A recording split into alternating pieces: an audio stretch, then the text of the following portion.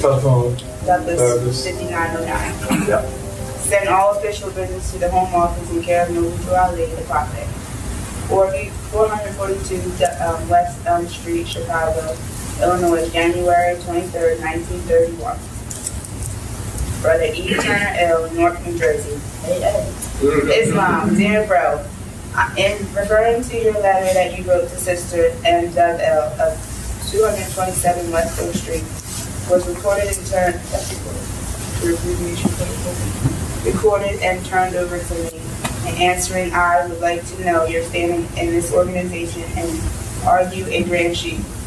If you are, I would like to know who made you, and have you any papers to the effect. It is now time for each and everyone to prove their standing. Why, yes, the Moorish Temple of America has anything you want and would like well to supply you all if they are on the principle of our divine prophet, Noble Drew Ali. Noble Drew Ali. Noble Drew Ali. Of course, we have charters for all, but there has to be someone from the Home Office to come and set aside the temples that one sent. And two, there must be 15 or more members to be made chiefs first before you can talk about a charter. All of the good Moors sends Islam to y'all and hope to hear from you at once. You may write to me at all times, as I am lawfully elected Supreme Grand Advisor by the officials of the Moorish Temple of America, and have their consent of all the Islamic world, and all we want is strict business and honest to all, because we are on the five principles. Would you please tell me who is the grand chief there, and is his name, please? Yes. We have visiting us now some 20 or more Moors from Fez, Morocco, in here to Islam going right. And you all be careful what you do with Islam. The Prince of Morocco is stopping with me, has been for 3 weeks, and to soon peace to all your entire temples. See Kirkman Bed. Taken over. He's saying he's taken over. He says, I'm taking over. I'm giving charters. I'm making sheets. I'm taking over. What else you see here? What else you hear? It's called Prince Morocco is waiting. Supreme Grand Advisor Monarchy. What else? So is he the one that has the Moorish from Fez, Morocco come here? Or they were just here to oversee? This was, let me ask this question. Is this his questions? No, it's about what else I heard. Okay. All right. I'm glad you pointed that out. At the time he wrote this about Fez, Morocco, there was a group of Moors who came to Detroit, Michigan, first. And they say it was from the Prince of Morocco, but they were from Rift Valley people. There was a civil war in Morocco. And they wanted to recruit Moorish Americans into His Majesty's army. So they came to Detroit first. The Grand Chief, F. Nelson Bay, invited Kirkman Bay to come down there. Because remember, he's telling Turner Hill, we have what you want.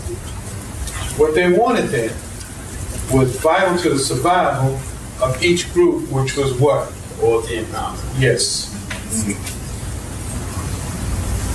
F. Nelson Bay was starving with his family. Brilliant brother. But he had nowhere else to go. Nothing, he was left with nothing but to hook up with Kirkman Bay and get the loyalty and compound. So, when they told Turner Hill about it, Turner Hill told the Grand Sheik of Temple 10 then was Gravit Hill. Gravit Hill sends a copy of the letter to Milio, it's in our archives, of how they started to recruit Moors and gave Kirkman Bay the title of Colonel. And then gave different Moors titles in Temple Number 4. The same titles that FOI have in the Nation of Islam. Captain, Lieutenant, the same lineup, and I'll bring that out soon. Same title. And they started drilling. Everybody know what drilling is? Prepared. So Millie Hill gets notice of the drilling and the recruitment and how they march teaching these young boys to march. Same thing FOI do now, drilling. Same thing. Millie Hill don't like it. And he writes a letter to Gavin Hill. He says, I don't like that drilling. Having these Moors march back and forth. So when he talk about Moors coming from Fez, Morocco, that started out in Detroit. And if you remember, Elijah Muhammad's first temple was where? Detroit. Any more questions? You had something? No question. Was he saying that it took 15 sheets to get a charter? Yeah, and you want to make it right away. You got this Divine Medicines floating around? Papers. Do not take a picture of it. Do not scan it. Right here. Okay. This talks about Julius Rosenwald. Everybody know about Julius Rosenwald. We moved around. They call him the race man. I'm not a race man, but philanthropist. Can you come back? Julius Rosenwald returns home after a long vacation. Returning from Paris, where he went for a long rest in order to regain his health, Julius Rosenwald, famous, how do you say that? That's a big word. Philanthropy. And Stan's friend of the race arrived in Chicago Monday after 5 months in France and Italy. Mr. Rosenwald's health is now greatly improved. Mr. Rosenwald was accompanied by his sister, Miss Max Elder, who came with him from New York and who asserted that the philanthropy had been given a 100% bill of health from the New York Rockefeller Institute. Mr. Rosenwald was in very poor health when he left Chicago in April.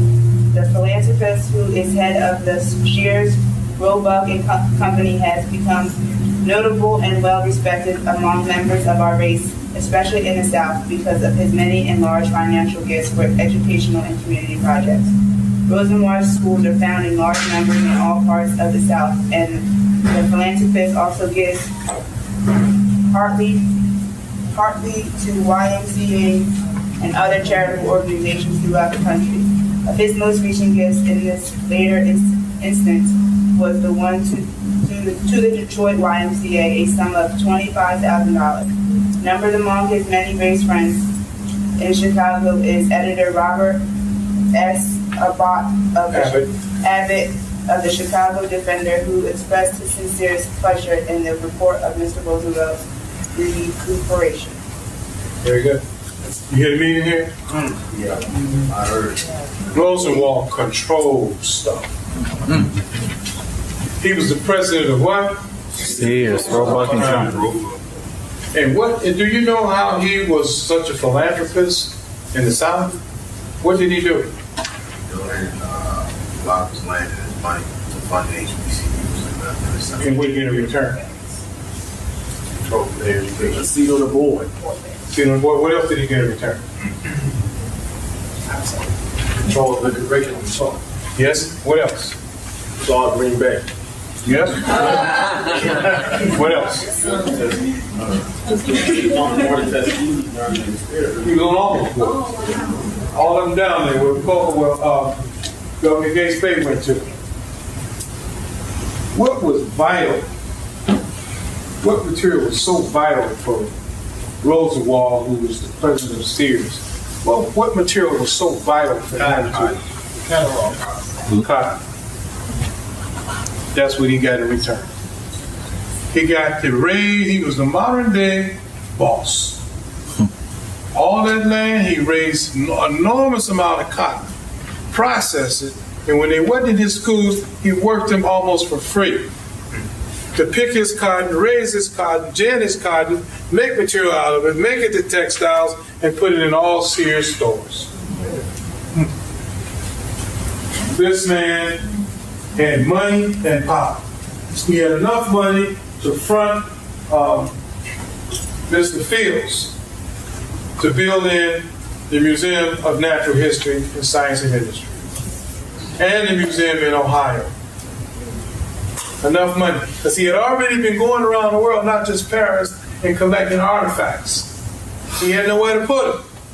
So after the Columbian Exposition of 1892 in Chicago, the building was deteriorating. The ones you see on Lakeshore Drive, with the big long columns, he put money in there to rebuild that building, and all the artifacts he had collected, he put them in the museum. So people can come and see him. Julius Rosenwald, whose employee, number one employee was who? Claude Green. Claude Green Bay.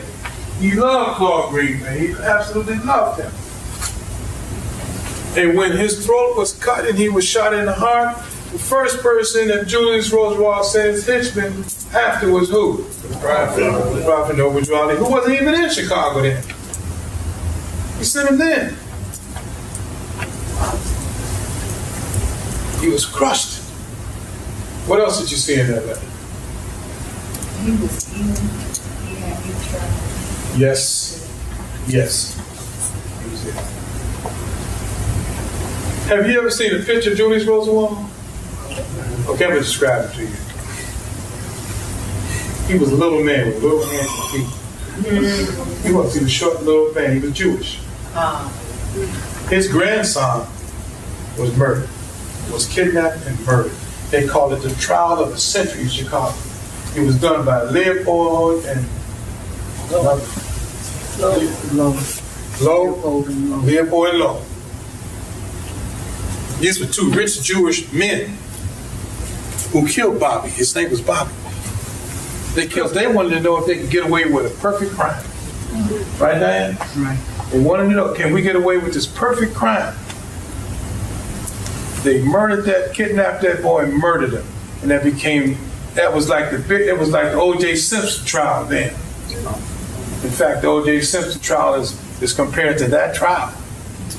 With that boy was Julius Rosenwald's grandson. Let's change it. Anybody ever seen this? This is about the prophet's death. It's physical death. And I brought this out. This is a copy. Because there's something in here that you need to know. I mean, something, everything you need to know.